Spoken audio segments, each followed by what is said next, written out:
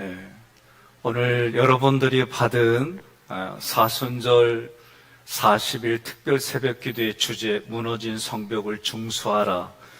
이게 책으로 나오기 전에 우리 교회에서 먼저 진행을 하는 겁니다.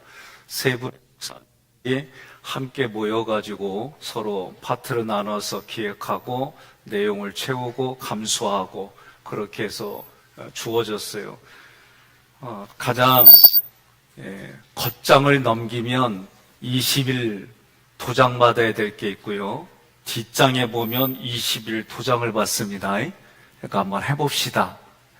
그리고 옆에 분한테 그래서요.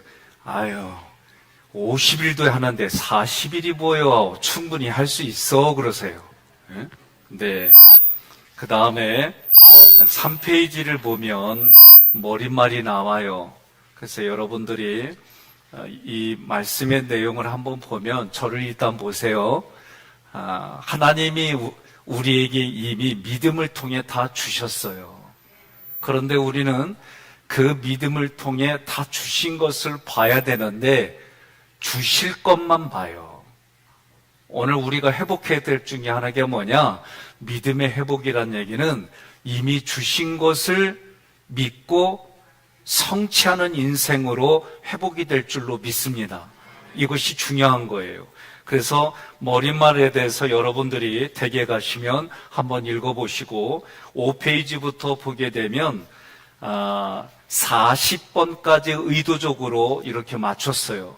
그래서 왜 부르심으로 했는지 그 원어의 의미를 다 기록했습니다. 그래서 이건 이런 뜻이구나. 이걸 통해서 내가 하나님 앞에 부르심 받았으니 부르심 받아서 무엇을 하라고 이렇게 여러분들이 생각하면서 40번까지 쫓아오시면 이걸 통해서 내가 무엇이 회복이 됐고 이걸 통해서 어떤 일을 해야 되며 지금을 살아가는 내가 심령적으로 가정적으로 교회 공동체적으로 어떻게 살아야 되겠다.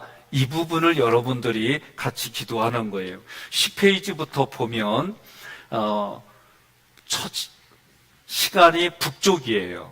북쪽 그리고 서쪽, 남쪽, 동쪽인데 이게 북쪽이라는 게 원어적으로는 이런 의미구나 해가지고 13페이지 여러분들이 넘겨보면 13페이지부터 그쪽 벽들마다 이런 의미가 있구나. 여러분들이 그렇게 책을 보시면 돼요. 그래서 북쪽이라고 하는 중수할 때에 여러분 마태복음 13장에 밭의 비유가 나오죠? 마태복음 13장에 밭의 비유가 나와요. 그래서 길가와 같은 우리들 마음, 그래서 길가와 같은 마음을 어떻게 기경해야 될까? 그러면 무엇을 기경해야 될까? 그게 주제예요. 그리고 11페이지에 보니까 서쪽은 돌밭을 개간하는 거다. 그럼 돌짝밭과 같은 마음을 우리는 어떻게 기경해야 될까? 그런 관점에서 우리가 접근하는 거고, 그리고 지금 성벽을 중수하는데 그 당시 역사에는 벽돌 하나하나 쌓아나가면서 성벽을 중수했을 거예요. 그러면 성벽을 중수한다는 것은 지금을 살아가는 우리에게는 내 마음밭에 이런 성벽, 내 마음 안에 성령이 거하는 육체의 성전을 어떻게 지어져 가야 될까? 영의 의미, 그리고 우리의 생각과 감정을 어떻게 기경해야 되고 육체는 또 어떻게 해야 될까? 이런 관점들로 연결해서 이 교재가 준비됐어요. 그리고 여러분들이 17페이지에 보게 되면 그림이 그려져 있어요. 17페이지에 그러니까 그림을 보니까 북쪽에 양문이 나와요. 그래서 문이 쭉 예루살렘에는 이렇게 문이 있구나. 우리 교회는 출입구가 하나밖에 없어요.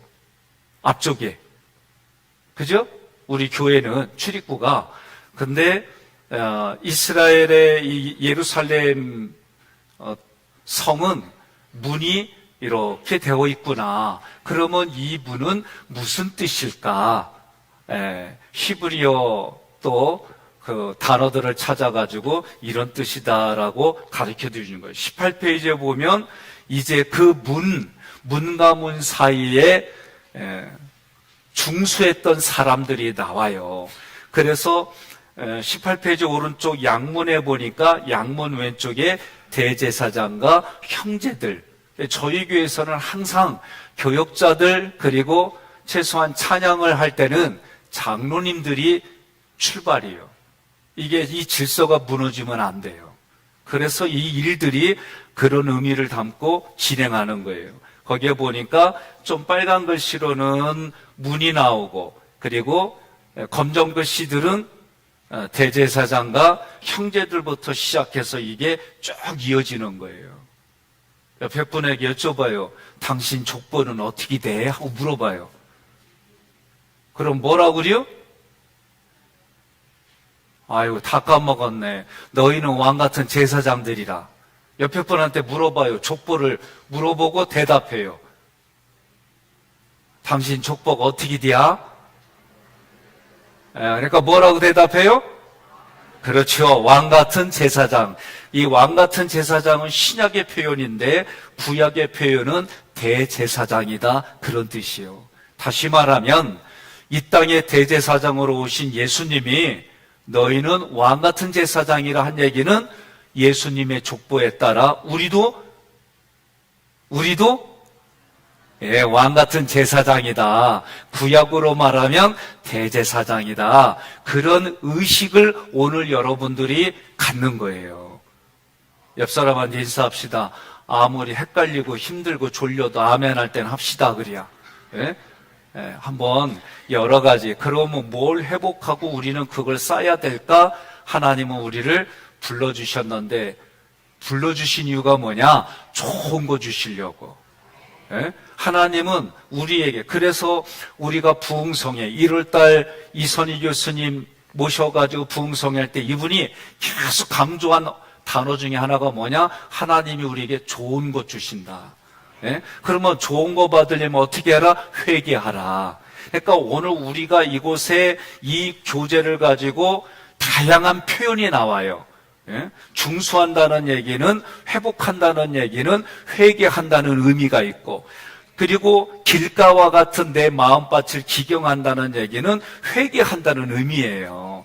그런데 무엇을 회개해야 될까? 각자가 다 달라요. 그래도 말씀을 가지고 한번 해보자는 거예요. 그래서 이런 의미를 가지고 21페이지 오늘 첫 시간이다. 그러면 본문의 말씀을 보니까 그때 대제사장 엘리야십이 그의 형제 제사자들과 함께 일어나 양문을 건축하여 성벽하고 문짝을 달고 또 성벽을 건축하여 함대와 망대에서부터 하나넬 망대까지 성별하였고. 아멘. 자, 제가 초창기에 와가지고 구속사 관점의 말씀을 이야기할 때에 히브리어 단어, 그 다음에 헬라어 단어, 그리고 숫자, 이런 모든 곳에는 해석을 잘해야 된다.